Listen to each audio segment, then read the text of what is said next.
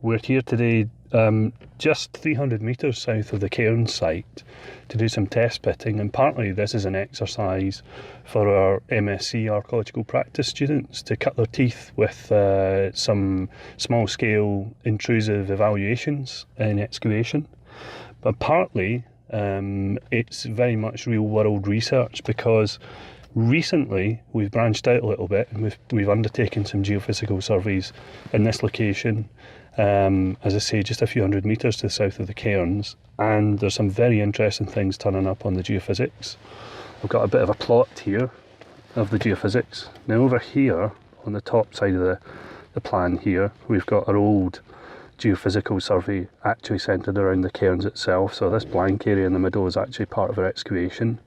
You've got that surrounded by an enclosure ditch, and to the north of it a Neolithic settlement that we know from test pitting. Over here, last year's wonderful discovery, a probably Bronze Age settlement. We may well test pit that tomorrow to see for sure. But the new site, the new geophysical survey, has actually happened over here, just to the south of the Cairns. This plan shows just that proximity, that closeness. And we came to survey a mound in the field at this point, and sure enough that's shown up a very nice discrete geophysical anomaly, which could be a barrow, a Bronze Age funerary mound. It could be a burnt mound. Again, that would most likely be a Bronze Age feature, kind of quasi-industrial feature of some description. Or it could be a longish house, something like an early Neolithic house, or maybe even a double house. These double houses are known from the Bronze Age in particular, and actually set within it there's a little feature which you might be able to make out.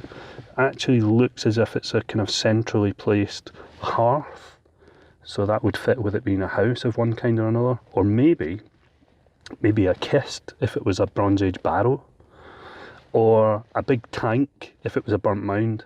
So we're arranging a few test pits across that. We've started excavating those already. And then over here, the really unexpected discovery was this enormous anomaly, gigantic anomaly, really highly magnetic, massive in terms of its overall area. And in one direction it's about 130, 140 metres across.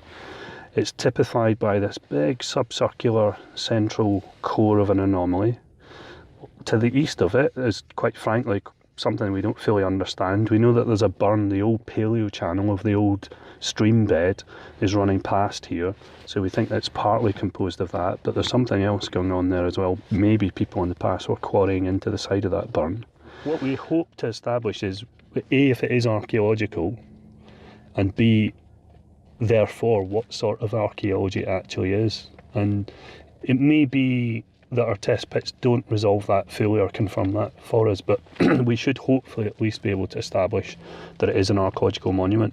And the only reason that we'd be uncertain of that is because the geophysics threw up such high anomalies, high signals, really high values in the survey, that they seem almost ludicrously high for archaeology. So we're wondering about there being magnetic properties coming from some of the underlying geology here. South Ronaldsay and other parts of Orkney have a track record of volcanic vents, these ancient volcanic intrusions coming up from below, and it's just possible this is one of those. So we'll wait to see. But in the field here, we've got 3 or 4 targets that are really exciting, really interesting for us to get our teeth into. They're great for the master's students to really extend their experience and their practical knowledge, and also, with any luck, some nice findings off the back of them that are making some real contributions to our understanding of the landscape setting within which the Cairns lies.